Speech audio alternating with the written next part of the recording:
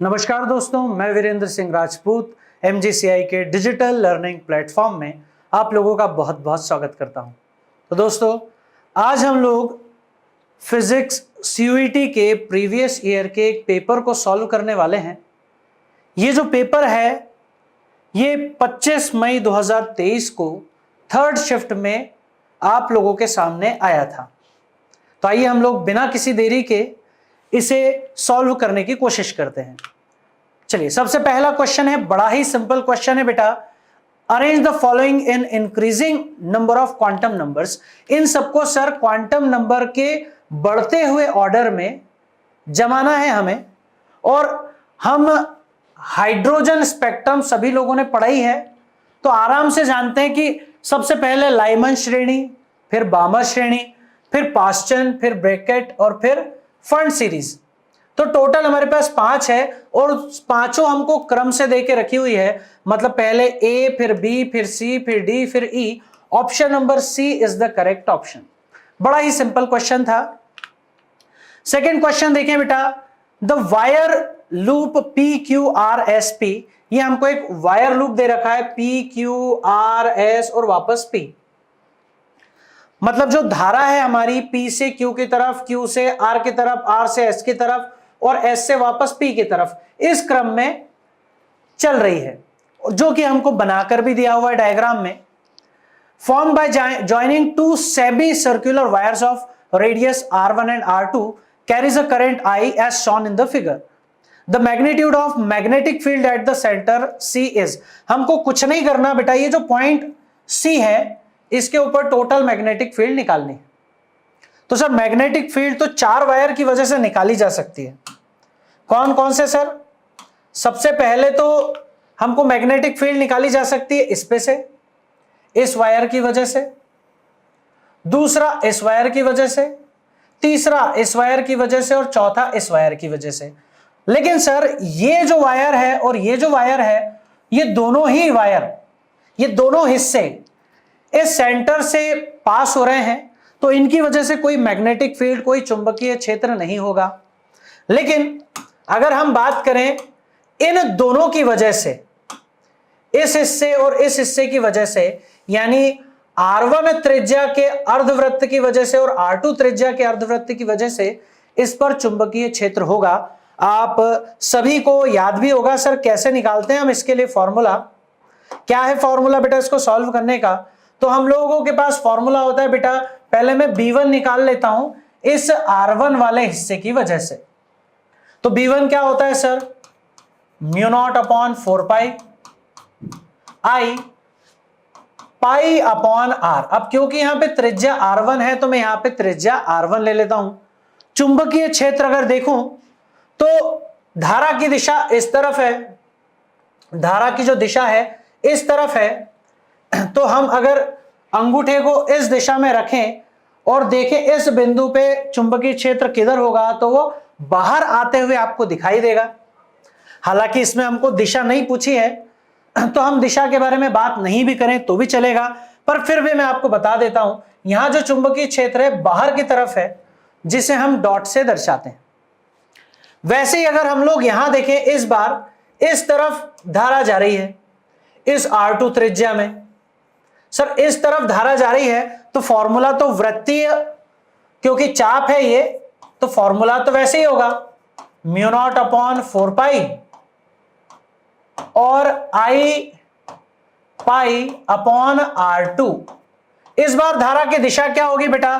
तो इस बार भी हमारे पास देखो इस दिशा में धारा जा रही है, बिंदु नीचे की तरफ है, तो बोर्ड में अंदर की तरफ चुंबकीय क्षेत्र लगाएगा, क्रॉस की दिशा लगाएगा।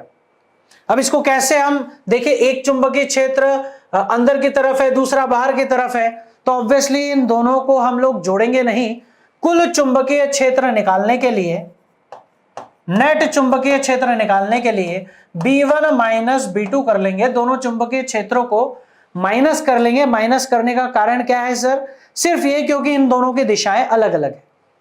सर बाकी सारी चीजें देखो, ये मान में यहां रखूंगा तो बाकी सब कॉमन आ जाएगा। μ0 I पाई अपॉन 4 पाई यहां रह जाएगा 1/R1 माइनस 1/R2। अच्छा, कुछ कट रहा है क्या सर? बिल्कुल बराबर सर।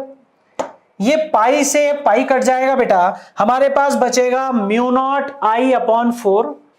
तो सर ये म्यू नॉट आई अपॉन 2 वाला ये भी गलत, ये भी गलत, ये दोनों हो सकते हैं, पर इसमें देखो दोनों R1 और R2 1/R1 1/R2 प्लस हो रहे हैं, तो ये भी गलत है और सही है ऑप्शन नंबर 4। तो बड़ा ही सिंपल है, आपको वृत्तीय चाप की वजह से जो चुंबकीय क्षेत्र होता है केंद्र पे, यदि वो निकालना आता है तो ये बड़ा ही सिंपल क्वेश्चन है। चलिए आगे बढ़े क्वेश्चन नंबर 3 की तरफ। When we draw variation of potential energy of a pair of nucleus with their separation, ठीक है, हम लोग एक ग्राफ बना रहे हैं बेटा, और ये ग्राफ आप सभी लोगों ने देखा भी होगा अपने नोट्स में डेफिनेटली, कि हम लोग इस तरह से इस ग्राफ को बनाते हैं। ठीक है, ये ग्राफ है, कब इनके बीच में आकर्षण लग रहा है, दो नाभिकों के बीच में कब प्रतिकर्षण लग रहा है। तो इसमें जैसा कि आपको पहले ही ऑप्शन देके रखा हुआ है वही सही भी है। The force is attractive when the separation between them is greater than 0.8 Fermi. 0.8 Fermi के समय आपको एक सेपरेशन दे रखा है। अगर सर उस सेपरेशन से 0.8 फर्मी का जो सेपरेशन है उससे ज्यादा अगर आपका डिस्टेंस है, तो दोनों न्यूक्लियस के बीच में, दोनों नाभिकों के बीच में आकर्षण बल, अट्रैक्टिव फोर्स लगेगा, जो कि बिल्कुल सही है। तो ऑप्शन नंबर ए, अब इसमें मल्टीपल चॉइस क्वेश्चन जैसे ऑप्शन दिखाई दे नहीं रहे हैं, 4 में से कोई एक ही सही होगा, तो ऑप्शन नंबर ए जो रहेगा हमारा सही होगा। ठीक है, चलिए आगे बढ़ते हैं क्वेश्चन नंबर 4 को। तो ये ग्राफ बताना है कि इन चारों में से बेटा प्रतिरोधकता और ताप के बीच में जो ग्राफ है ये किसके लिए है। तो बेटा ये कॉपर और सेमीकंडक्टर, तांबा और अर्धचालक के लिए नहीं हो सकता। ठीक है, हम सभी जानते हैं तांबे का ग्राफ कैसा होता है, अर्धचालक के लिए कैसा होता है। ये नाइक्रोम और मैग्नीन हो सकता था, लेकिन ये मैग्नीन है क्योंकि हम लोग विभव मापी में इसका ग्राफ बनाते भी हैं। मैग्नीन जो है लगभग सीधी रेखा इसका ग्राफ होता है, जबकि नाइक्रोम का थोड़ा टेढ़ा होता है, ज्यादा कोण पर उपस्थित होता है। तो ये नाइक्रोम का होता तो ये कुछ इस तरह का ग्राफ होता। ठीक है, चलिए तो सारे ग्राफ हमने देखे हैं, मैग्नीन का ये ग्राफ है, ऑप्शन नंबर सी जो रहेगा हमारा करेक्ट आंसर है। आगे देखिए बेटा, the wave used by artificial satellite for communication purpose are, कौन सी वो वेव है, कौन सी वो तरंगे हैं जिनका उपयोग हम संचार के लिए करते हैं। तो they are microwaves. Artificial satellite में संचार तंत्र चलाने के लिए हम माइक्रोवेव का उपयोग करते हैं। ठीक है, चलिए आगे देखिए, पोटेंशियोमीटर है बेटा, और पोटेंशियोमीटर का ईएमएफ निकालने का सूत्र है बेटा, और यहां क्लियरली आपको दिखाई दे रहा है, ये रहा ऑप्शन नंबर 3, क्योंकि एक फॉर्मूला है। अगर आपने पोटेंशियोमीटर के विभव मापी के सवाल किए होंगे तो डेफिनेटली आपने इस फॉर्मूले पर से सवाल सॉल्व जरूर किए होंगे। ठीक है, चलिए तो आगे बढ़ते हैं हम लोग क्वेश्चन नंबर 8। अगेन एक फॉर्मूला ही है हमारे पास, और लगभग हर पेपर में इस चैप्टर से एक फॉर्मूला जरूर पूछा गया है। ठीक है, ये कौन सा फॉर्मूला है सर इसका? तो ऑप्शन नंबर 3 क्या है ये? तो बेटा ये हमारे पास म्यूचुअल इंडक्टेंस का, यानी ये अन्योन्य प्रेरकत्व का एक फॉर्मूला है दो कुंडलियों के लिए, परिनालिकाओं के लिए। ठीक है, तो ऑप्शन नंबर 3 भी एक डायरेक्ट फॉर्मूला ही है जो आपसे पूछ लिया गया है। आगे बढ़ते क्वेश्चन नंबर 8, एक लॉजिकल क्वेश्चन है बेटा। विच of the following option is correct by using Coulomb's law? Coulomb's law के हिसाब से 4 में से कौन सा सही हो सकता है? सर पहली बात तो जो दोनों बल लग रहे होते हैं वो एक दूसरे के केंद्र की ओर लगते हैं, तो ये तो गलती हो गया, ये हो ही नहीं सकता। अच्छा, ये पहला वाला तो गलत हो गया सर। दूसरे में क्या करें? बोल रहा है सर Q1 Q2 का जो गुणा है वो नेगेटिव है। नेगेटिव मतलब एक प्लस का होगा और एक माइनस का, दोनों के चिन्ह अलग है। और अगर दोनों के चिन्ह अलग है तो इनके बीच में आकर्षण होना चाहिए, ये इसकी ओर जाना चाहिए और ये इसकी ओर जाना चाहिए, पर ये वाला तीर गलत दिया हुआ है। ये बोल रहा है सर Q1 Q2 का गुणा पॉजिटिव है, मतलब दोनों एक जैसे साइन के हैं। या तो दोनों धनात्मक है या दोनों ऋणात्मक है। तो अगर सर दोनों के चिन्ह एक से हैं तो ये वाला इसको इधर धकेलेगा, ये वाला इसको इधर धकेलेगा, तो ये तो सही है लेकिन ये फिर गलत है। इन्होंने इस तरफ एक तीर दे रखा है जो कि गलत है। ये वाला ऑप्शन ऑब्वियसली फोर्थ वाला बचा है, यही सही होगा। पर चेक भी कर लेते हैं, Q1 Q2 का मल्टीप्लाई नेगेटिव है, मतलब दोनों के चिन्ह विपरीत हैं, इसीलिए दोनों एक दूसरे को आकर्षित कर रहे हैं। ये इसको अपनी तरफ खींच रहा है, ये इसको अपनी तरफ खींच रहा है। समझ में आ रहा है? तो option number 4 will be the correct option. तो ये जो डी वाला ऑप्शन होगा ये सही होगा। Light of uniform intensity shines perpendicularly on a totally absorbing surface, fully illuminating the surface. If the area of surface is decreased, what is the effect on radiation pressure? तो बड़ा ही simple question है sir. इन्होंने कहा है कि अगर मैं इस क्षेत्रफल को, एरिया को डिक्रीज कर दूं, ठीक है, क्षेत्रफल को कम कर दूं, तो विकिरण दाब पर क्या प्रभाव पड़ेगा, रेडिएशन के प्रेशर पे क्या प्रभाव पड़ेगा। तो क्या प्रभाव पड़ने वाला है बेटा रेडिएशन प्रेशर पे? तो रेडिएशन प्रेशर देखिए, पहली बात तो रेडिएशन प्रेशर क्षेत्रफल पर निर्भर ही नहीं करता। ये हम लोग जानते हैं कि रेडिएशन प्रेशर सर क्षेत्रफल पर निर्भर ही नहीं करता। तो अगर आप क्षेत्रफल को कम भी कर देंगे तो रेडिएशन प्रेशर वैसा का वैसा ही बना रहेगा, अपरिवर्तित रहेगा। तो option number C is the correct option. आगे बढ़ते बेटा क्वेश्चन नंबर 10 की तरफ। क्वेश्चन नंबर 10 बोल रहा है what is the ratio of wavelength λ1 upon λ2। ये यहां पर λ1 दे रखा है, ये λ2 दे रखा है, यहां से यहां ट्रांजिशन हो रहा है। In the given figure of energy levels, λ1 λ2 का बेटा हमको रेशियो बताना है। आप सभी लोगों ने एक फॉर्मूला डेफिनेटली देखा होगा, डेल्टा ई का फॉर्मूला 12400 अपॉन लैम्डा। अगर हम यहां पर लैम्डा को एंगस्ट्रॉन में रखते हैं तो इस डेल्टा ई का जो मान आता है इलेक्ट्रॉन वोल्ट में आता है। हालांकि हमको वैल्यूज यहां पर पुटअप नहीं करनी है, सिर्फ यहां ये चेंजेस निकालने हैं। मतलब यहां इस फॉर्मूले से एक ही चीज देखनी है सर कि डेल्टा ई और लैम्डा एक दूसरे के व्युत्क्रमानुपाती होते हैं। मतलब अगर इसे मैं सॉल्व करूं तो हम लोग कैसे इसे सॉल्व करेंगे, एक फॉर्मूला इन दोनों से मिलकर बना लेंगे कि delta E1 upon delta E2 अगर मुझे बनाना होगा तो उसमें क्या आएगा सर, डेल्टा E1 ऊपर है तो λ1 नीचे आ जाएगा, डेल्टा E2 नीचे है तो λ2 ऊपर आ जाएगा। लेकिन मुझे तो सर λ1 अपॉन λ2 निकालना है, तो इस क्रम को हम उल्टा कर लें। इसको ऐसा भी लिख सकते हैं सर कि λ1 अपॉन λ2 निकालना होगा तो हम लिख सकते हैं delta E2 upon delta E1। इसी से हम इसे सॉल्व करने वाले हैं। अब सर डेल्टा E2 कितना है, डेल्टा E1 कितना है, वो तो हम यहां पर चेक कर लेते हैं बेटा। यहां पर चेक कर लेते हैं, λ1 के लिए डेल्टा E1 निकाल रहा हूं मैं। डेल्टा E1 देखिए यहां से यहां ट्रांजिशन हो रहा है, तो सर 5/3 E में से E को हमको माइनस करना पड़ेगा। इस ऊर्जा में से इस ऊर्जा को घटाएंगे तो ऊर्जा का अंतर आ जाएगा। तो हम लोगों ने ऐसे ही किया सर, 5E/3 माइनस E। यहां मैं साइन नहीं ले रहा हूं बेटा, सिर्फ अंतर निकाल रहा हूं। तो लघुत्तम लिया सर हमने 3E, तो ये हो गया सर 2E/3E। 2/3E हमारा आंसर आ गया इसमें डेल्टा E1 के लिए। तो सर अब डेल्टा E2 निकाल करके भी देख ले हम लोग, डेल्टा E2 कितना है। डेल्टा E2 में देखो कहां से कहां ट्रांजिशन हो रहा है, E वाली ऊर्जा स्तर से ये जो वेव है ये कहां आ रहा है, 5E तक आ रहा है। इन दोनों में अंतर कितना है बेटा, तो 5E माइनस E 4E। अब ये दोनों मान है, दोनों मान यहां रख दें हम।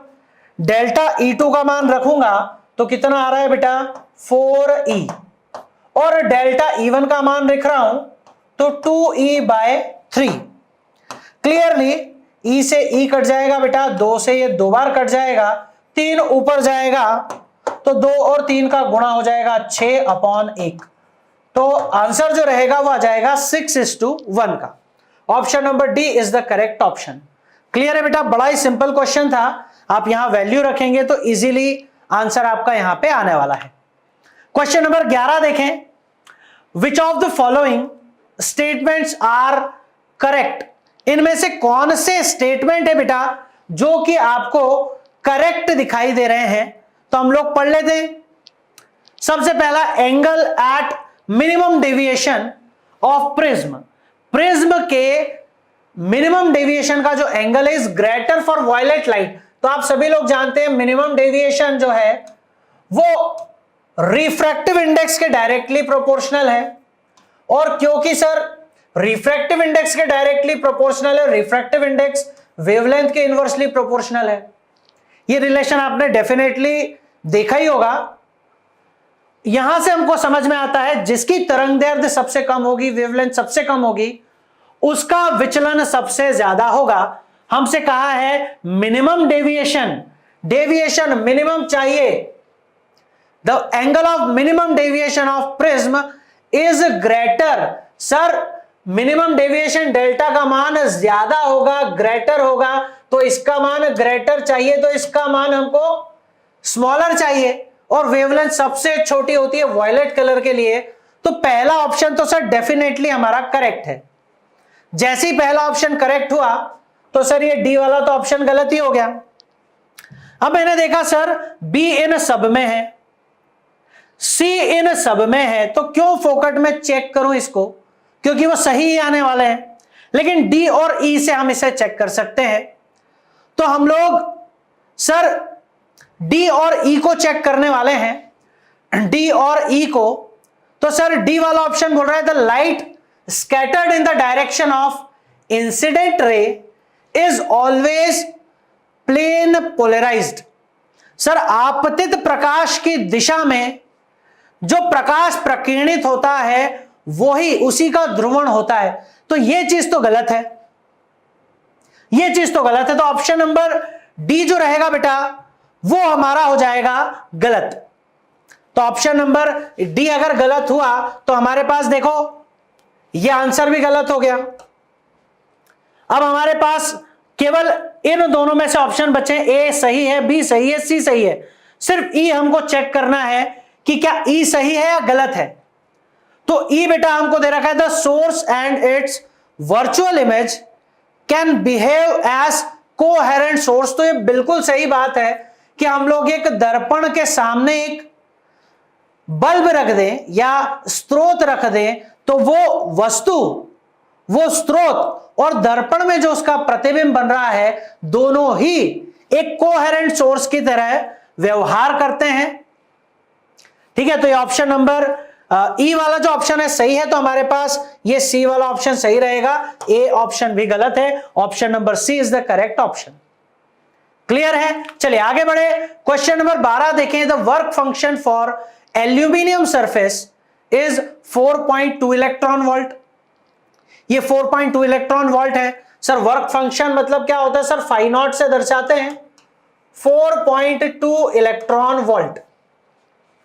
Find the threshold wave hold, wave hold मतलब वेवलेंथ लैम्डा नॉट आपको निकालना है for the photo electric emission. अब सर ये एनर्जी है इलेक्ट्रॉन वोल्ट में और एंगस्ट्रॉन में सारे ऑप्शन देके रखे हुए हैं।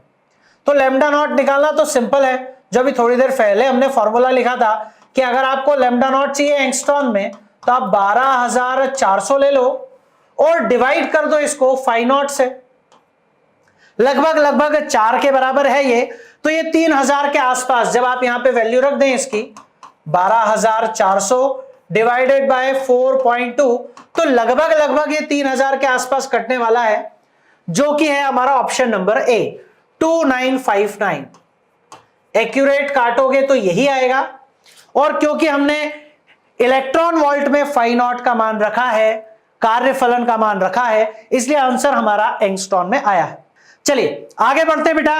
Question number 13, a parallel plate capacitor whose capacitance C is 13 pico farad. बेटा जो कैपेसिटेंस C है इसकी वैल्यू दे रखी है 13 और पिको का मतलब 10⁻⁻12। ठीक है, फैरेड, इतना फैरेड हमको दे रखा है, is charged by a battery to a potential difference V is equal to 13 volt. V की वैल्यू 13 वोल्ट है sir. What is the potential energy of capacitor? तो इसकी जो वैल्यू है आपको पता होगी कैसे निकालना है, हाफ CV स्क्वायर से वैल्यू निकलती है। आप अगर हाफ CV स्क्वायर से इसकी वैल्यू निकालेंगे तो आपको डेफिनेटली C की वैल्यू है, V की वैल्यू है, क्लियरली आपको पता लगेगा कि सर ऑप्शन नंबर ए जो है ये करेक्ट ऑप्शन है। बड़ा सिंपल सा है, आप इसमें वैल्यू रखेंगे, ऑप्शन नंबर ए आपका करेक्ट आंसर होगा। ठीक है, चलिए आगे बढ़ते हैं क्वेश्चन नंबर 14 की तरफ। Four materials A, B and C and D have the magnetic susceptibility. Sir जो चुंबकनशीलता है चुंबकीय पदार्थों की, ये चार पदार्थ है सर, डी, सी, बी और ए। चार पदार्थ है, ए, बी, सी और डी है। इनकी चुंबकनशीलता इतनी देखिए रखी हुई है। ये यहां पर एक रिपीट आ गया है तो इसको हम लोग हटा देते हैं। तो हमारे पास देखो इतनी चीजें, सबसे ज्यादा चुंबकनशीलता किसकी दी है, ए की। मतलब सर चुंबकनशीलता, चुंबकीय प्रकृति भी इसको हम लोग बोलते हैं। सर इसकी चुंबकीय प्रकृति सबसे ज्यादा है, मतलब ए के अंदर ऑलरेडी चुंबकत्व तो बहुत ज्यादा है। ठीक है, तो यहां बोल रहा है ये which material can be magnetised with maximum ease. सबसे ज्यादा आसानी से किसको मैग्नेटाइज किया जा सकता है, तो वो सर ए है, क्योंकि इसके अंदर ऑलरेडी बहुत सारा मैग्नेटिज्म है। तो ऑप्शन नंबर ए जो रहेगा बेटा वो सही ऑप्शन हमारा रहेगा, यानी ए किस में है, ऑप्शन नंबर सी में। Option number C will be the correct option. चलिए आगे देखिए क्वेश्चन नंबर 15 को।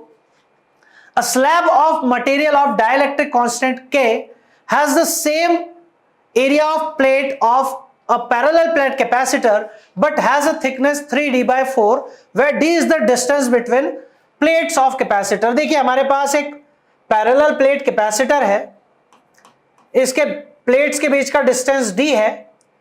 इसी सरफेस एरिया का एक स्लैब हमने यहां पे इंसर्ट किया है। जितना सरफेस एरिया प्लेट का है उतना ही स्लैब का है, लेकिन इसकी जो थिकनेस है टी वो दे रखी है कितनी, 3d/4। ठीक है, the ratio of capacitance with dielectric inside it to its capacitance without dielectric. मतलब सर ये जो स्लैब में हम लोगों ने कैपेसिटेंस निकाला है वो, और जो हम लोग बिना स्लैब के जो कैपेसिटेंस निकाल रहे थे वो, इन दोनों का रेशियो हमको निकालना है। बड़ा सिंपल है, कैपेसिटेंस विद स्लैब को मैं डैश से रिप्रेजेंट कर दूं और कैपेसिटेंस विदाउट स्लैब हम लोग सी से रिप्रेजेंट कर देते हैं। क्या फॉर्मूला होता है बेटा, तो सी डैश का फॉर्मूला है तो epsilon naught A upon D minus T plus T by K. आप सबने फॉर्मूला पढ़ा ही होगा। स्लैब अगर हम लोग यहां पे रख दें किसी पर्टिकुलर थिकनेस की, तो इससे उसका कैपेसिटेंस निकलता है। और सर अगर हम C की वैल्यू रखें तो बेटा इनवर्स मल्टीप्लाई करके वैल्यू लिख रहा हूं मैं, epsilon naught A upon D. ये हमारे पास फॉर्मूला है इसका। चलिए इसको सॉल्व करना है, बड़ा ही इजी है। एप्सिलॉन नॉट ए से एप्सिलॉन नॉट ए हम कैंसिल कर देंगे। ऊपर हमारे पास क्या बचा है बेटा, डी। तो डी को मैं रहने देता हूं यहां पर, अपॉन में देखो डी माइनस टी, डी लिया माइनस में टी लिया, टी की वैल्यू कितनी है बेटा 3d/4।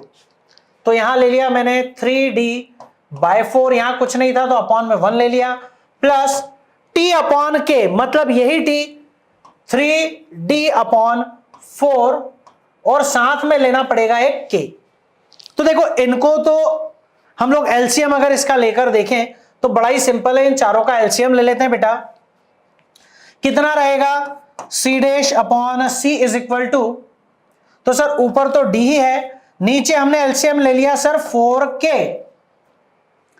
ठीक है, 4k हमने एलसीएम ले लिया, 4k का इससे डिवाइड किया, 4k इंटू डी तो आ जाएगा 4kd। 4 से 4 कट जाएगा, k बच जाएगा, k का ऊपर गुणा हो जाएगा माइनस 3kd। 4k से 4k कट जाएगा, ऊपर आ जाएगा बेटा 3d। अब देखो 4kd में से 3kd जाएगा तो एक kd बचेगा, और ये जो 4k है नीचे वाला इसको मैं ऊपर ले जाता हूं। चलिए तो क्या बचेगा हमारे पास, ऑल इन ऑल देखा जाए तो सर ऊपर तो हो जाएगा 4kd अपॉन 4kd में से 3kd गया तो kd और प्लस में सर एक आ गया 3d। अगर d को मैं कॉमन निकाल करके नीचे से कट कर दूं, कैंसल आउट कर दूं, तो ऊपर बचेगा बेटा 4k अपॉन k प्लस 3। तो ऐसा कोई ऑप्शन दिखाई देता है? Yes sir, 4k upon k plus 3, option number 2 is the correct option. Clear है? चलिए आगे बढ़ते हैं क्वेश्चन नंबर 16 की तरफ। The half life period of radio active element is x। तो सर एक x एलिमेंट है हमारे पास, इसका जो हाफ लाइफ पीरियड है t half is same as, ये इक्वल है mean life of another radio active element y की मीन लाइफ से। अब मीन लाइफ को हम टाउ से रिप्रेजेंट कर देते हैं, ये y के इसके बराबर है मीन लाइफ के। सर हाफ लाइफ का मतलब कि जो इनिशियल अमाउंट था x का वो 50% रह गया इतने टाइम में। हाफ लाइफ यानी t हाफ टाइम में x अपना 50% डिके हो चुका है, सिर्फ 50% बचा हुआ है। और सेम अगर हम टाउ की बात करें तो ये बताता है कि सर y जो है वो 63% डिके हो गया। मतलब क्लियर है ना, एवरेज लाइफ का मतलब यही है। और अगर सर ये 63% डिके हुआ है, मतलब इसके डिके की रेट, इसके खत्म होने की रेट, यूटिलाइज होने की रेट ज्यादा है। और यही हमको यहां पर देखना है, इसी के बारे में सवाल पूछा है। x एंड y है वो सेम डिके रेट, जो कि बिल्कुल गलत है, इसके डिके की रेट ज्यादा है। x and y decay at the same rate always, हमेशा वो बराबर होते हैं, इनिशियली बराबर होते हैं। या sir y will decay eight faster rate, जो कि सही है, y जो है x की तुलना में तेज क्षय हो रहा है। तो option number C is the correct option. Clear है बेटा? चलिए अगला देखें। For insulators and semiconductors the resistance decreases with increase in. बेटा रेजिस्टेंस कब कम होगा? जब चार्ज कैरियर की संख्या बढ़ जाएगी, जब आवेश वाहकों की संख्या बढ़ जाएगी। तो यहां पे है नंबर डेंसिटी डिक्रीजेस, गलत है। Number density of charge carrier increases, option number B जो होगा वो सही होगा। रेजिस्टेंस कम होगा, चालकता बढ़ेगी, करंट फ्लो होने लग जाएगा, कंडक्टिविटी बढ़ जाएगी। कब? जब नंबर ऑफ चार्ज कैरियर्स बढ़ जाएंगे, होल और इलेक्ट्रॉनों की संख्या बढ़ जाएगी। तो बिल्कुल थ्योरेटिकल क्वेश्चंस था। अगला देखिए क्वेश्चन नंबर 18। ये बता रहा है IV characteristics of solar cell is drawn in the fourth quadrant, the region is. Sir ये सोलर सेल का ये फोर्थ क्वाड्रेंट में क्यों बनाते हैं हम वी और आई का ग्राफ? ये वी और आई का ग्राफ हम इसलिए यहां बनाते हैं कि यहां से पता लगे कि सर पोटेंशियल तो पॉजिटिव है लेकिन करंट नेगेटिव है। देखो सर एक करंट नेगेटिव होने का मतलब क्या है? करंट नेगेटिव होने का मतलब यह है कि सोलर सेल हमसे करंट ले नहीं रही है, हमको करंट सप्लाई कर रही है। ठीक है, तो solar cell does not draw current. वो सर करंट ड्रॉ नहीं करती है, लेती नहीं है, खींचती नहीं है, वो लोड को इतना करंट सप्लाई करती है, जो कि ऑप्शन नंबर ए में दे ही रखा है। तो बिल्कुल option number A is the correct option. ठीक है, चलिए दूसरा अलग बोल रहा है ड्रॉ करता है लेकिन सप्लाई नहीं करता। Solar cell does not supply करता ही नहीं है, क्यों? केवल लाइट एनर्जी को स्टोर कर लेता है। तो ये भी गलत है। ऑप्शन नंबर ए जो है वही एकमात्र इसका करेक्ट ऑप्शन है। क्वेश्चन नंबर 19 देखें बेटा, क्या बोल रहा है क्वेश्चन नंबर 19? तो बोल रहा है sir the magnitude of electric force exerted by a proton on an electron. Sir एक इलेक्ट्रॉन है और एक प्रोटॉन है इन हाइड्रोजन एटम इज, इनके बीच का डिस्टेंस दे रखा है बेटा 1 एंगस्ट्रॉन का, 1 एंगस्ट्रॉन। क्लियर है? तो सर इनके बीच में कितना फोर्स लग रहा है? तो ये तो बड़ा सिंपल है sir, force F is equal to K Q1 Q2 upon R square. दोनों की वैल्यूज आपको पता ही है बेटा, k की वैल्यू आप रखोगे 9 इंटू 10⁻9, e की वैल्यू 1.6 इंटू 10⁻⁻19, दूसरे e की वैल्यू भी इतनी होगी 1.6 इंटू 10⁻⁻19 अपॉन r का स्क्वायर है। r मतलब सर एक एंगस्ट्रॉन, एक एंगस्ट्रॉन का मतलब होता है 10 की घात -10, लेकिन इसका भी क्या दे रखा है बेटा, इसका भी हमको देके रखा हुआ है स्क्वायर। अब इसको अगर आप सॉल्व करेंगे तो आपका फाइनल आंसर आ जाएगा जो कि होगा 2.3 इंटू 10⁻⁻8। इसको हम लोग सॉल्व करके भी देख सकते हैं, पर बेसिक सा कैलकुलेशन है यहां आपके सामने, तो आई होप कि आप इन्हें सॉल्व करने की कोशिश जरूर करेंगे। इतना क्लियर है? तो हमारे पास क्या रहेगा बेटा, ऑप्शन नंबर बी जो रहेगा वो इसका सही आंसर रहेगा। ठीक है, चलिए आगे बढ़ते हैं हम लोग क्वेश्चन नंबर 19 से क्वेश्चन नंबर 20 की तरफ। Which of the following statement are correct about transformers. Transformer के बारे में कौन सा एक जो सेंटेंस है वो करेक्ट है, कौन कौन से सेंटेंसेस करेक्ट है ये हमको बताना है। अब देखिए यहां पर मैं पहले ही चेक कर लेता हूं, transformer can not be used to step up DC. Sir transformer को हम लोग डीसी में यूज नहीं करते, बिल्कुल सही बात है, इसको सिर्फ एसी में ही यूज करते हैं ट्रांसफॉर्मर को। तो सर ए वाला आंसर अगर सही है तो ये तो हो ही नहीं सकता आंसर, इसने ए दिया ही नहीं। ठीक है, इसने जरूर दे के रखा हुआ है ए, उसमें भी दे रखा है, इसमें भी दे रखा है। चलिए अब बी इसमें भी है, बी इसमें नहीं है, तो बी वाला चेक कर लेते हैं।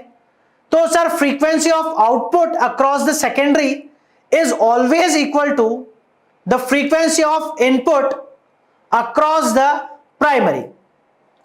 तो सर ट्रांसफार्मर में फ्रीक्वेंसी नहीं बदलती है, बात हम लोग जानते भी हैं, तो कोई नई बात नहीं है। ऑप्शन नंबर बी भी हमारा सही ऑप्शन है। तो अब सर इसमें बी नहीं दिया, ये तो अपने पास गलत हो गया। अब हमारे पास ए और डी में से कोई एक आंसर है। ए दोनों में था सर, बी भी दोनों में है सर।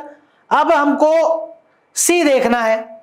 देखो सी अगर आ गया तो यह आंसर, और सी नहीं आया तो यह आंसर। तो सी वाले को और चेक कर लेते हैं sir. The output power of transformer may be increase to a value which is more than input power. Sir आप आउटपुट पावर को इनपुट पावर से ज्यादा ला सकते हो, and this can not be correct, हो ही नहीं सकता, क्योंकि सर जितना इनपुट हम देंगे उससे ज्यादा आउटपुट थोड़ी आएगा। तो ऑप्शन नंबर सी तो गलत है सर। तो ये जो ऑप्शन नंबर सी को सही बता रहा है ये भी गलत है, हमारा ऑप्शन होगा D. Option D will be our correct answer. चलिए आगे देखिए क्वेश्चन नंबर 21 को। In free space all components of complete electromagnetic spectrum have the same. Sir जितने भी इलेक्ट्रोमैग्नेटिक स्पेक्ट्रम में जितने भी हिस्से आते हैं, जितने भी कंपोनेंट आते हैं, चाहे वो एक्सरे हो, यूवी हो, गामा हो, जितनी भी रेज हो, सारी रेज में एक चीज सेम होती है, वो है उनकी वेलोसिटी, जो लाइट की वेलोसिटी के बराबर होती है 3 इंटू 10⁸ मीटर पर सेकेंड। चलिए आगे देखिए question number 22। If the forward voltage in a PN junction diode is increased the width of depletion layer. Sir अगर हम फॉरवर्ड बायस में देखें तो फॉरवर्ड बायस में बेटा जो डिप्लीशन लेयर है हमारी, जो हमारे पास अवक्षय परत है जिसको हम अवक्षय परत बोलते हैं, तो अवक्षय परत बेटा कम हो जाती है। Option number B is the correct option. आगे आगे देख लेते हैं बेटा question number 23। A bubble in glass slab, एक ग्लास स्लैब है सर, उसके अंदर एक बबल है, यहां कहीं एक बबल है मान लिया मैंने, अपीयर्स एट 5 सेंटीमीटर, हमको इधर से देखने पे सर वो 5 सेंटीमीटर पे दिखता है। H1 डैश जो है वो 5 सेंटीमीटर है। डैश क्यों लगाया बेटा? क्योंकि 5 सेंटीमीटर पे है नहीं, 5 सेंटीमीटर पर दिखता है। And 2 centimetre from the other side, और दूसरे साइड से सर वो 2 सेंटीमीटर पे दिखाई देता है। 2 सेंटीमीटर पे दिखाई देता है, 2 पे है नहीं। तो आपसे पूछा है कि इस स्लैब की थिकनेस कितनी है, यहां से यहां तक की पूरी थिकनेस बतानी है। तो सर बात यह है कि अगर इसका रिफ्रैक्टिव इंडेक्स, इसका हमको अपवर्तनांक 1.5 दे रखा है, मतलब 3/2 देके रखा हुआ है, तो ये जो हाइट होगी, वास्तविक हाइट, वो h1 जो होगी वो हो जाएगी म्यू h1 डैश, और यहां h2 अगर हम निकालेंगे तो ये हो जाएगी म्यू h2 डैश। तो अगर टोटल हाइट हम निकालें, टोटल थिकनेस कितनी है, तो आएगी सर h1 प्लस h2। इधर से जो हाइट है, इधर से जो हाइट है, मतलब डिस्टेंस, तो इन दोनों को जोड़ देंगे और इन दोनों में ही म्यू आ रहा है कॉमन, तो ले लिया mu common, h1 dash plus h2 dash. यहां वैल्यू रखेंगे, आंसर आ जाएगा हमारा 10.5। देखिए करके भी देख लेते हैं हम। म्यू की वैल्यू 3/2 है, 1.5। h1 हमको कितना देके रखा हुआ है सर, एक तरफ से 5, एक तरफ से 2, तो 7 दे रखा है, 7 ये 15/2, मतलब सर कितना आ जाएगा ये, 7 × 3, 7 ये 21, 7 ये 21/2, मतलब 10.5। ये हमारा टोटल इसका लेंथ होगा। ठीक है, तो option number C is the correct option. आगे देखिए हम क्वेश्चन नंबर 24 को। तो ये तो बेटा एक बहुत ही फेमस फॉर्मूला है, आपने देखा होगा कि 2 प्लेट है, तो इन प्लेट्स के ऊपर चार्ज कितना है, अगर एक पे Q1 है, एक पे Q2 है, Q1 is greater than Q2, तो किसी भी एक प्लेट पे कैपेसिटर के बाहर वाले हिस्से पे कितना पोटेंशियल डिफरेंस होगा, अपने से पूछा है, तो पोटेंशियल डिफरेंस ये होगा बेटा। इस क्वेश्चन का आंसर ऑप्शन नंबर सी रहेगा। ये एक फॉर्मूला ही है, अपन लोगों ने इस पे देखा है चार्ज कैसे हम लोग डिवाइड करते हैं। तो हम लोगों ने यहाँ पे चार्ज जब डिवाइड करेंगे बेटा, तो यहां जो चार्ज आएगा वो आ जाएगा Q1 माइनस Q2/2। और क्योंकि हमारे पास वोल्टेज क्या होता है, Q/C होता है, तो ये फॉर्मूला बन जाता है ऑप्शन नंबर सी का। आपने डेफिनेटली आपके नोट्स में ये फॉर्मूला जरूर पढ़ा होगा। चलिए नेक्स्ट क्वेश्चन की तरफ बढ़ते हैं। Choose the wrong statement. आपको एक गलत स्टेटमेंट यहां से चुनना है। अब गलत स्टेटमेंट बेटा हम लोग चुनेंगे, तो क्या गलत स्टेटमेंट है, इन सब में से कोई एक चीज गलत है, तो क्या है वो? तो एक तो इंटरनल रेजिस्टेंस दिखाई दे रहा है सर मेरे को, internal resistance of cell decreases with decrease in temperature. आप टेम्परेचर कम करोगे तो इंटरनल रेजिस्टेंस कम हो जाएगा, ऐसा है क्या? ये बात सही है? तो ये बात बिल्कुल गलत है। यहां हम लोग देखें तो यही ऑप्शन हमारा सही होगा, क्योंकि हमको रॉन्ग वाला ढूंढना था, बाकी सब सही थे, यही वाला ऑप्शन जो था वो गलत था। तो ऑप्शन नंबर बी हमारा सही आंसर होगा। बाकी सारे ऑप्शन, ये फॉर्मूला भी हम लोग देख रहे हैं बिल्कुल सही है। ये जो फॉर्मूला है चार्जिंग के केस में होता है, डिस्चार्जिंग में माइनस हो जाता है, और इसका स्लोप भी हम जानते हैं कि नेगेटिव स्लोप होता है नीचे की तरफ, तो ये वाला भी सही है। और potential difference across terminals of cell is in a close circuit is less than EMF. तो जब सर्किट क्लोज हो जाता है तो कुछ पोटेंशियल डिफरेंस बैटरी का इंटरनल रेजिस्टेंस यूज कर लेता है, तो कम ही रहता है, ये भी सही है। तो हमारा ऑप्शन नंबर बी जो रहेगा वो करेक्ट रहेगा। चलिए नेक्स्ट क्वेश्चन देखते हैं बेटा। Question number 26, what is the shape of wavefront when light emerging out of a convex lens when a parallel beam of light incident over it? तो sir क्योंकि हमारे पास जो कॉन्वेक्स लेंस है यानी उत्तल लेंस है, ये एक गोलीय लेंस है, इससे निकलने वाला जो वेव फ्रंट होगा हमारा वो भी कैसा होगा, गोलाकार ही होगा। तो option number D is the correct option. अगला क्वेश्चन देखें, which of the following statement are correct? इनमें से कौन से स्टेटमेंट है जो कि करेक्ट है? तो सर हम देखें, सबसे पहले ए वाले को ही चेक कर लेते हैं, क्योंकि वैसे तो ए 3 ऑप्शन में है, पर अपन लोग चेक कर लेते हैं ए वाला। The saturation current is constant. Current जो है कांस्टेंट रहेगा, यानी सर जो हमारे पास धारा है, संतृप्त धारा, वो स्थिर रहेगी। With collector plate potential for different frequencies, अलग अलग आवृत्ति लेने पर भी धारा हमें स्थिर मिलेगी। तो सर ये जो बात है बिल्कुल सही बात है। हम जानते हैं कि आवृत्ति बदलने से रोधी का विभव, जो निरोधी विभव होता है, स्टॉपिंग पोटेंशियल होता है, वो हमारा बदलता है, धारा नहीं बदलती, तो कांस्टेंट ही मिलेगा, ये सही है। और जैसे ही ए सही होता है तो हमारा ऑप्शन नंबर डी तो गलत हो ही जाएगा।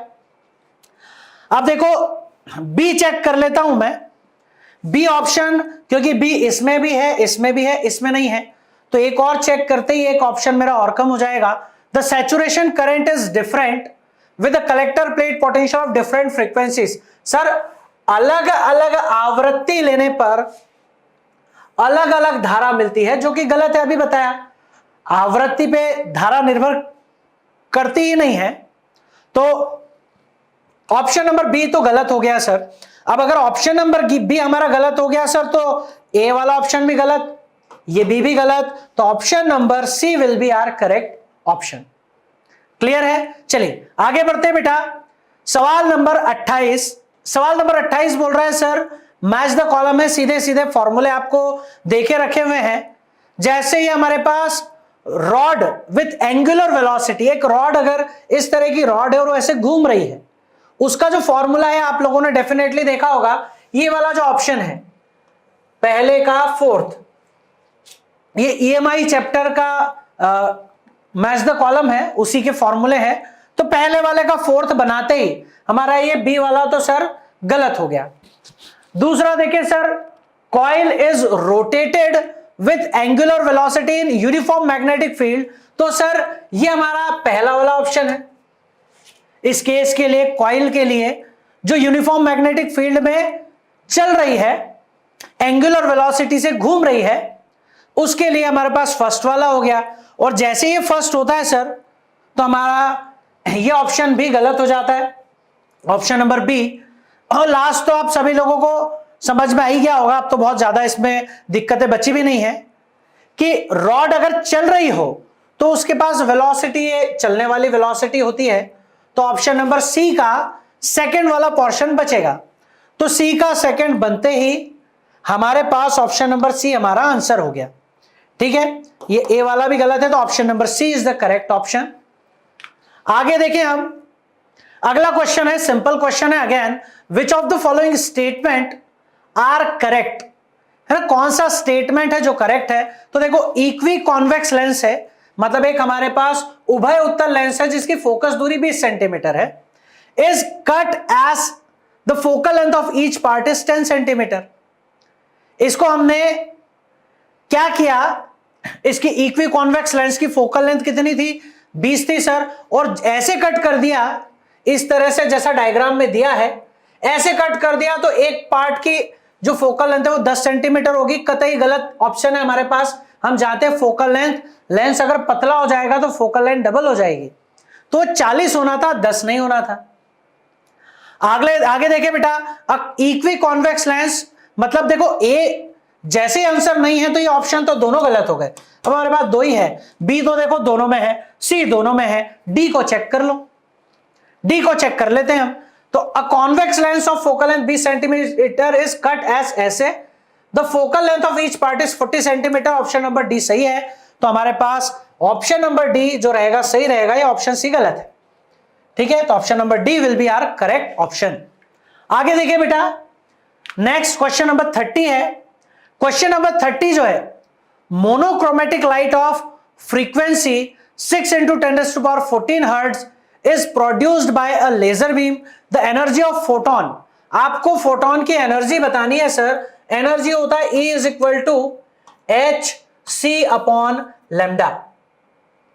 इसकी वैल्यू 2h × c की वैल्यू आपको डायरेक्ट याद होगी, 2 × 10⁻⁻25, और लैम्डा जो है हमारे पास, ये हमारे पास फ्रीक्वेंसी दे रखी है तो इसकी जरूरत ही नहीं है हमको। hc/λ की जगह हम डायरेक्ट फॉर्मूला लगा देते हैं, E = hν।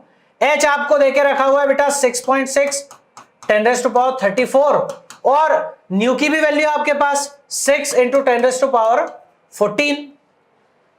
इतना क्लियर है? 10⁻14 हर्ट्ज एच न्यू हमको देके रखा हुआ है, ये माइनस का 34 प्लस का 14 है, तो हमारे पास कितना हो जाएगा बेटा? 34 और 14, तो ये आ जाएगा 20 आ जाएगा, और मल्टीप्लाई करें 6 × 6 6 36 हो जाएगा, हासिल क्या? 3 36 39 सर, 39.6 × 10⁻⁻20 हो गया। और इसको में भी अगर आप डेसिमल शिफ्ट करें इधर, तो पावर इधर शिफ्ट होगी, आपके पास बचेगा 3.96 × 10⁻⁻19 जूल, जो कि हमारा है ऑप्शन नंबर ए।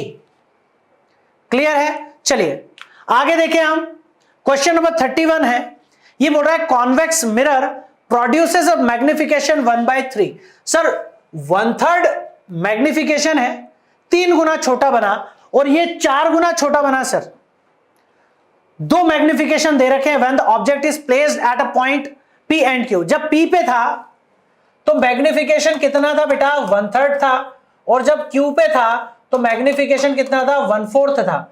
मतलब सर यहां इमेज बड़ा बना है, मतलब इस समय ऑब्जेक्ट जो पॉइंट P है ये पास था, ऑब्जेक्ट P जो है पास था, तभी उसका थोड़ा बड़ा इमेज बना है। तो हमारा P जो पॉइंट रहेगा बेटा ये पास रहेगा, P इज फार गलत है, Q is far from the mirror as compared to B। Option number B जो होगा वो सही रहेगा, P की तुलना में Q दूर है, P पास है और Q दूर है, तो option number B will be our correct option. ठीक है बेटा, बहुत सिंपल क्वेश्चन है, अगर आप थोड़ा सा लॉजिकली सोचे तो कैलकुलेशन कोई बहुत ज्यादा किसी क्वेश्चन में नहीं है। ठीक है, चले आगे देखिए, क्वेश्चन नंबर 32 हम देखेंगे। क्वेश्चन नंबर 32 क्या बोल रहा है? सर नैंड गेट बता दो। तो नैंड गेट क्या होता है बेटा? एंड गेट में नॉट जोड़ दें। एंड गेट तो ये रहा सर, और इसमें नॉट भी लगा हुआ है सर, तो ए का तो हो गया थर्ड, और ए का थर्ड होते ही ये दोनों ऑप्शन तो हो गए सर गलत। अब बी चेक करना है तो बी भी देखो सेम ही दे रखा है, सी भी, सी अलग दे रखा है, सी को चेक कर लेते हैं। Not gate, sir not gate तो ये रहा फोर्थ वाला, तो सी का फोर्थ, ये वाला सही है, ये वाला गलत हो गया, वो सी का सेकंड दे रहा है। तो ऑप्शन नंबर डी जो रहेगा वो हमारा सही ऑप्शन रहेगा। मैच द कॉलम है, simple match the column. Question number 32 देखो, ये भी बड़ा सिंपल सा क्वेश्चन है। क्या दे रखा है सर? 2 तरंगे हैं, फर्स्ट और सेकंड दोनों का व्यतिकरण होता है, इंटरफेरेंस होता है, और जिनका पथांतर है लैम्डा। अब अगर आपको पथांतर लैम्डा पता है तो समझ में आ गया होगा कि यहां पर सर कंस्ट्रक्टिव इंटरफेरेंस होगा, समपोषी व्यतिकरण, और अगर सर समपोषी व्यतिकरण होता है तो जो तीव्रता होती है अधिकतम होती है, which is equal to 4I0। ठीक है, चलिए आगे देखिए अगला क्वेश्चन। डिस्प्लेसमेंट करंट का फॉर्मूला पूछा है सर, विस्थापन धारा का सूत्र, और विस्थापन धारा का सूत्र बड़ा ही सिंपल है, ऑप्शन नंबर 2 जो है क्लियरली दिखाई दे रहा है। मैग्नेटिक फील्ड से तो इसका कोई लेना देना है ही नहीं, वो गलत है। चार्ज से इसका कोई लेना देना है नहीं, ये भी गलत है। तो ऑप्शन नंबर बी जो है वही एकमात्र सही ऑप्शन हमारा है। ठीक है बेटा, चलिए आगे देखिए ऑप्शन नंबर, क्वेश्चन नंबर 35। तो क्या है question number 35? The induced EMF in a coil rotating in uniform magnetic field will increase. Sir magnetic field जो ईएमएफ है इसके लिए फॉर्मूला है BNAW, हम लोग जानते हैं, ओमेगा है ये, W नहीं है। तो total number of turns in coil decreases. हम चाहते हैं कि इंड्यूस्ड फील्ड E की वैल्यू बढ़ जाए। E की वैल्यू अगर हम बढ़ाना चाहते हैं बेटा, तो ये बोल रहा है टोटल नंबर ऑफ टर्न्स कम कर दो।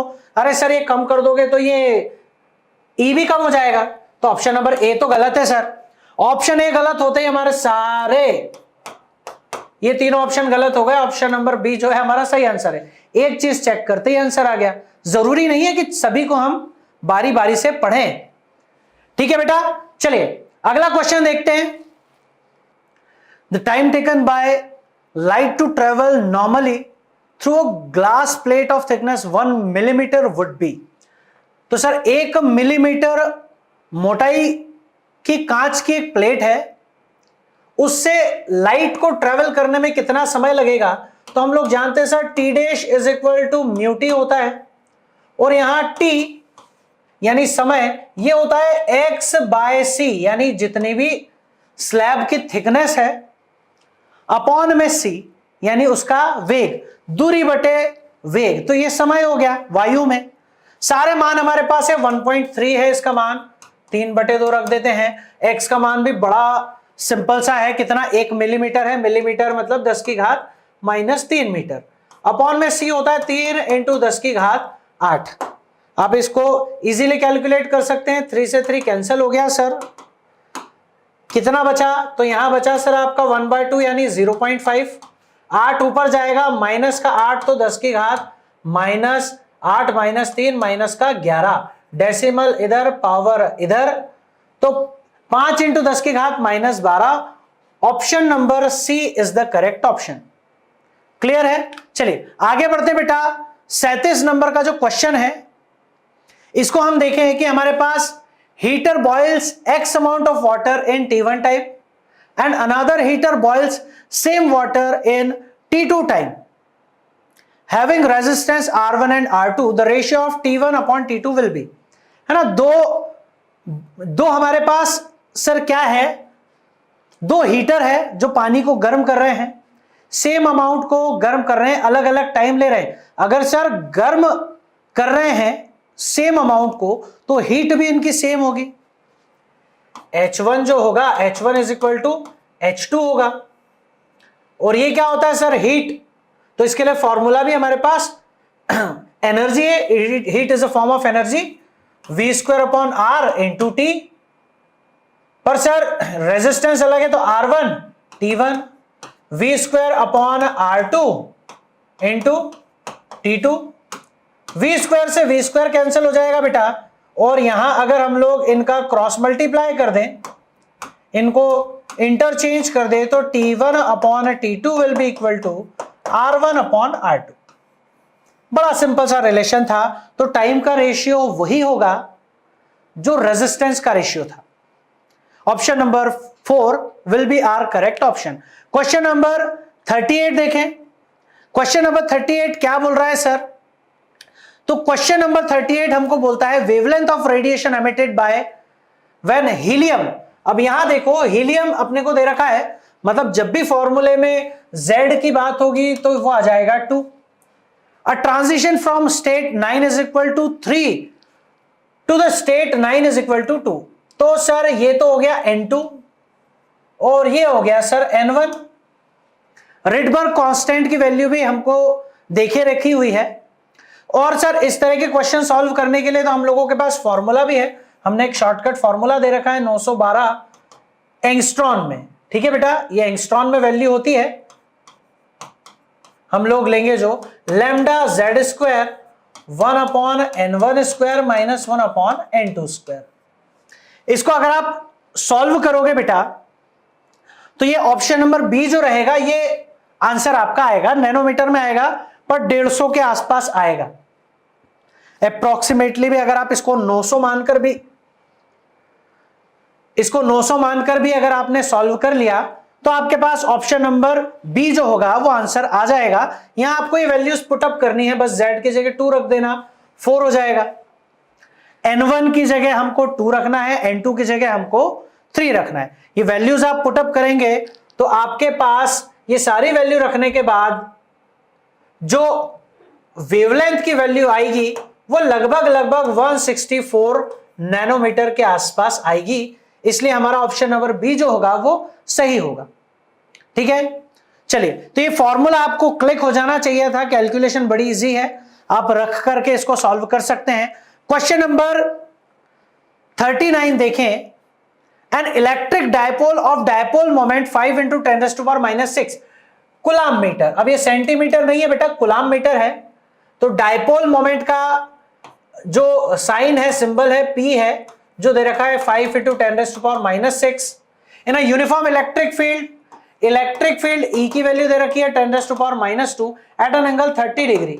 30 डिग्री वैल्यू भी देके रखी हुई है। टॉर्क निकालना है बेटा, टॉर्क निकालना बड़ा सिंपल है, PE sin theta.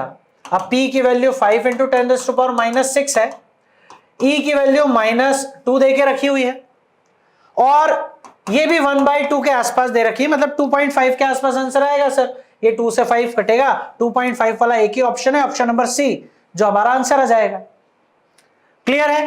Question number 40 देखें हम। क्वेश्चन नंबर 40 क्या बोल रहा है सर कि एक डायग्राम हमको दे रखा है, सारी वैल्यूज दे रखी है, इसकी एक इक्वेशन दे रखी है, एक समीकरण v बराबर v0, तो सर ये वैल्यू है v0 की और ये है ओमेगा की। अब सर इनकी जरूरत क्यों पड़ी? महाकाल। तो इससे हम लोगों को क्या मिलने वाला है? सबसे पहले हम ये देखेंगे बेटा कि एक्सेल कितना है और एक्स-सी कितना है। ये सबसे पहले हमको ऐसे क्वेश्चन में चेक कर लेना चाहिए। तो मैं एक्सेल निकाल रहा हूं बेटा। एक्सेल होता है ओमेगा एल। ओमेगा मेरे को दे रखा है 2000 और एल की वैल्यू कितनी दे रखी है सर? 5 milli henry. 5 और मिली का मतलब होता है 1000। तो इससे ये कैंसिल हो गया सर, ये वैल्यू आ गई 10 ओम। एक्स सी निकाल लेता हूं सर, 1/ओमेगा-सी। 1/ओमेगा तो हो गया सर 2000 और सी की वैल्यू हो गई 50 माइक्रो। 50 और 10⁻⁻6। ध्यान से देखो, 3 0 1 0 4 0 और एक इनका मल्टीप्लाई 5 0 से -6 प्लस 5 मतलब -1 और ऊपर जाएगा तो ये भी कितना हो जाएगा? 10 ओम हो जाएगा। XL और XC बराबर आते ही समझ में आ गया कि सर यहां पर L में और C में कोई पोटेंशियल लॉस नहीं होगा, तो वोल्टमीटर की रीडिंग तो 0 आ जाएगी। जैसे ही वोल्टमीटर की रीडिंग 0 आई तो option number B, option number D तो गलत हो गया हमारा। ठीक है, हमारे पास 2 ही ऑप्शन बचे हैं। अब दूसरी चीज हमको चाहिए सर, करंट एम्पियर में जो दे रखा है। अमीटर की रीडिंग मेरे को बतानी है क्योंकि सोर्स के जस्ट पास में है, तो टोटल करंट ही हमको निकालना है।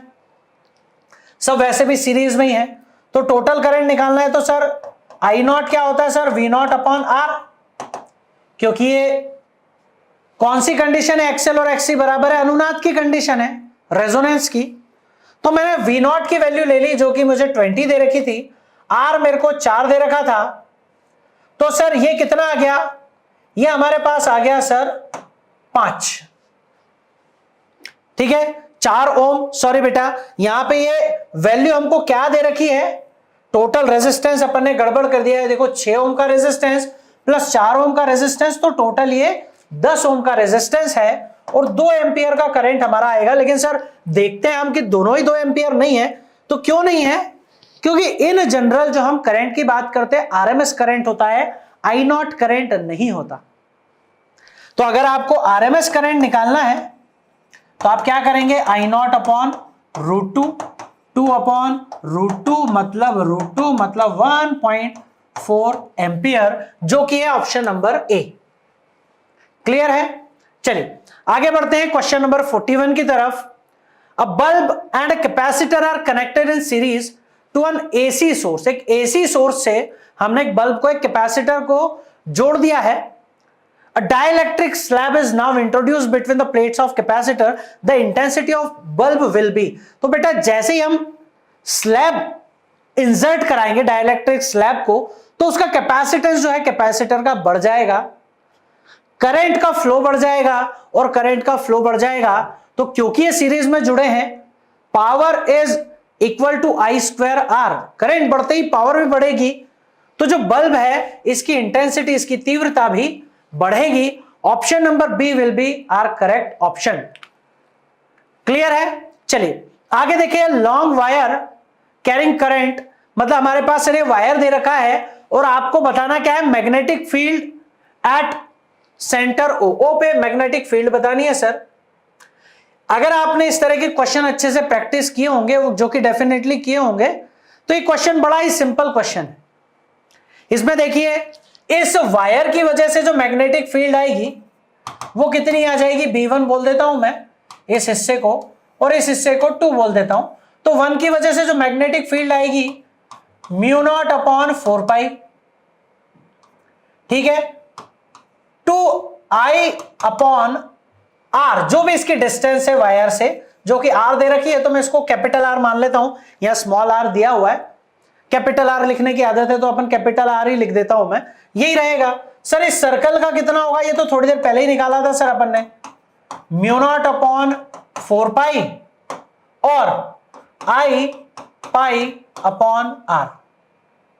ठीक है, अगर इन दोनों को देखें तो ऐसा कोई ऑप्शन दिखाई दे रहा है तो सर ये दोनों का डायरेक्शन क्या है, तो अगर करंट का डायरेक्शन जैसा कि आपको दिखाई दे रहा है यहां पे, इस डायरेक्शन में, यहां आपने को साइन भी देके रखा हुआ है, इस डायरेक्शन में करंट अगर अपन माने तो मैग्नेटिक फील्ड, करंट का डायरेक्शन ये है, पॉइंट नीचे है, अंदर की तरफ ये मैग्नेटिक फील्ड रहेगी। और अगर मैं इसमें देखो, इस तरह से करंट जा रहा होगा, इस तरह से, तो यहां से अगर करंट जा रहा है तो मैग्नेटिक फील्ड इस करंट की वजह से भी अंदर की तरफ होगी, और क्योंकि दोनों अंदर की तरफ है तो दोनों प्लस होगी, तो ये माइनस वाला तो गलती हो गया, ये प्लस वाले दोनों सही हो सकते हैं, ये भी गलती है। और प्लस में भी कौन सा है, परपेंडिकुलर आउटवर्ड या इनवर्ड, तो इनवर्ड वाला ऑप्शन नंबर 4 जो रहेगा हमारा सही आंसर रहेगा। ठीक है, चलिए आगे देखिए क्वेश्चन नंबर 43 को। Semiconductor device is connected in series circuit with a battery and a resistance. A current is found to pass through the circuit. If the polarity of battery is reversed, the current drops at almost zero. मतलब sir एक हमारे पास एक device था semiconductor से बना हुआ, तो या तो वो डायोड होगा या वो ट्रायोड होगा, मैक्सिमम चांसेस इन्हीं दोनों के हैं। और सर अगर हम पोलैरिटी चेंज कर रहे हैं तो करंट बहना बंद हो रहा है, ऐसा क्वेश्चन में लिखा है।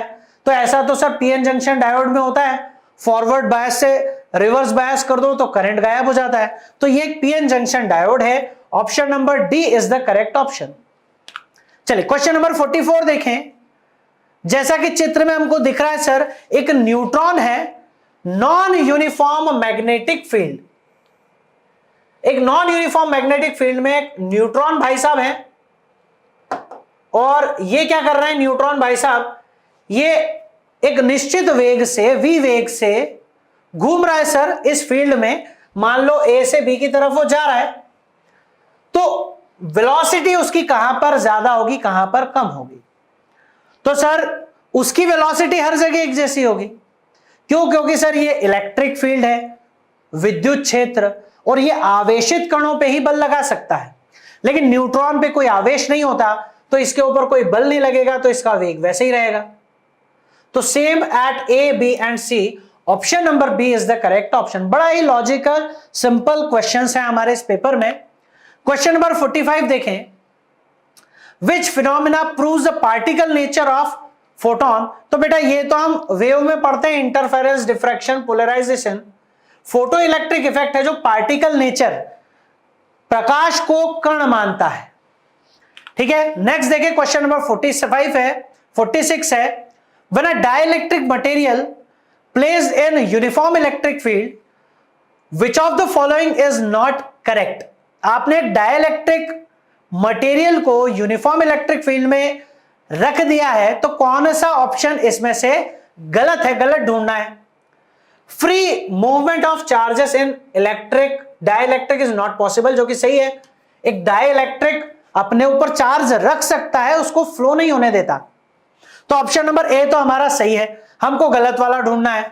The free movement of charge in dielectric is possible, तो नॉट पॉसिबल वाला सही था, तो पॉसिबल वाला डेफिनेटली गलत होगा, तो ये गलत हो गया। ये दोनों भी ऑब्वियसली फिर सही हो गए, तो हमारा आंसर कौन सा होगा बेटा, option number B will be our correct option. ठीक है, चलिए क्वेश्चन नंबर 47 देखें। The intensity of plane monochromatic wave is इतना। एक वेव है सर, इलेक्ट्रोमैग्नेटिक वेव का क्वेश्चन है ये। इंटेंसिटी दे रखी है 1380 वॉट पर मीटर स्क्वायर। एमकेएस यूनिट है, तो मैं सारी यूनिट एमकेएस में ही सारी वैल्यूज को रख रहा हूं। What is the amplitude of electric field in this wave. Electric field का एम्पलीट्यूड ई नॉट मुझे बताना है। कैसे हम लोग बताएं सर, तो इंटेंसिटी में एक फॉर्मूला है बेटा, आप लोगों ने डेफिनेटली देखा होगा। Intensity is equal to mu C. अब म्यू क्या है सर, ये सर एनर्जी डेंसिटी है। 1/2 epsilon naught E naught square into C. E naught निकालना है सर, तो बाकी सबको दूसरी तरफ पहुंचा दो, इसको इधर, एप्सिलॉन नॉट को इधर, सी को इधर, स्क्वायर को भी इधर। तो क्या बचेगा, एप्सिलॉन नॉट का वैल्यू हमारे पास, एप्सिलॉन नॉट जो रहेगा वो आ जाएगा अंडर रूट के अंदर 2i upon epsilon naught C. E naught की वैल्यू इतनी हो जाएगी, सारी वैल्यूज हमारे पास है। ई नॉट निकालना हो तो अंडर रूट में 2, आई की वैल्यू कितनी बेटा 1380। एप्सिलॉन नॉट अपन लगभग 9 लेकर के सॉल्व कर सकते हैं, 9 इंटू 10⁻⁻12। और सी की वैल्यू हमको पता ही है 3 इंटू 10⁸। इसको सॉल्व करोगे आप तो अप्रोक्सीमेटली ये वैल्यू 1000 के आसपास आएगी, अप्रोक्स सॉल्व कर दोगे तो। ये क्योंकि 27 है, 9 इंटू 3 27, ये इजीली इससे कटने वाला है और अप्रोक्सीमेटली 10 के आसपास ये आ जाएगा, 10 या 100 के आसपास आ जाएगा। तो हमारे पास केवल पावर्स बचेगी और 1000 के आसपास हमारा आंसर आएगा एमकेएस सिस्टम में। और ऑब्वियसली 1000 के आसपास यही आपको ऑप्शन दिखाई दे रहा है, तो option number C will be the correct option. इसको आप डेफिनेटली कैलकुलेट करके देखें, क्योंकि एग्जाम में आपको कैलकुलेट करना पड़ेगा। ठीक है बेटा, मेथड आपको बता दिया है, फॉर्मूला बता दिया है कैसे यूज करना है, कैलकुलेशन आसान कैसे करना है ये बता दिया है। कैलकुलेशन आप खुद से करके देखेंगे, ये एप्सिलॉन नॉट 8.85 की जगह 9 लेकर कर सकते हैं। बस आंसर ये है कि 1020 की जगह 1050 आ सकता है या 1000 ही आंसर आ सकता है। ठीक है, चलिए आगे देखें हम क्वेश्चन नंबर 48 को। Capacitor of 25 microfarad is connected in series with DC. तो सर डीसी के साथ तो ये काम ही नहीं करता। एक कैपेसिटर जो है ये डीसी के साथ एक संधारित्र काम ही नहीं करता है, तो इसमें करंट कितना होगा सर, 0 होगा, करंट नहीं बहेगा। बड़ा ही सिंपल क्वेश्चन है। क्वेश्चन नंबर 49 देखें, बड़ा ही फेमस क्वेश्चन है। ये क्वेश्चन बोल रहा है सर यहां पर यदि बीसी एंड डीई समांतर इस डायग्राम में, बीसी मतलब ये और ये डीई दोनों समांतर है, इसका क्या मतलब है, इसका मतलब यह है सर कि दोनों प्रकाश को समान कोण से मोड़ रहे होंगे, और दोनों अगर समान कोण से मोड़ रहे हैं मतलब सर इन दोनों का अपवर्तनांक भी बराबर है, तो μ2 बराबर μ4 जो होगा ये सही ऑप्शन होगा। बड़ा ही फेमस क्वेश्चन है, लगभग हर बुकलेट में आपको ये क्वेश्चन देखने को मिल जाएगा। चलिए आगे देखिए question number 50, peak voltage of modulating signal. ठीक है, मॉड्यूलेटिंग सिग्नल का जो पीक वोल्टेज है जिसको AM बोल देता हूं मैं, वो 2 वोल्ट। और एक इक्वेशन दे रखी है कैरियर वेव की, AC इज इक्वल टू, इसका जो हमको आयाम दिया है, एम्पलीट्यूड दिया है, वो 4 देके रखा हुआ है, 4 वोल्ट। तो अब आपके पास क्या बेटा, मॉड्यूलेशन इंडेक्स म्यू निकालना है, AM upon AC, 2/4 0.5 is the correct option, जो कि ऑप्शन नंबर ए है। क्लियर है बेटा? तो बड़ा ही सिंपल पेपर था ये भी, आप इसको दोबारा से सॉल्व करके खुद से जरूर देखें। वीडियो आपने देख लिया कौन से टॉपिक से कौन सा क्वेश्चन था ये, तो अब इसको दोबारा से आप लोग लगा करके जरूर देखें और खुद से सॉल्व करने की कोशिश करें। मिलते हैं हम लोग नेक्स्ट वीडियो में, तब तक के लिए जय हिंद, जय भारत।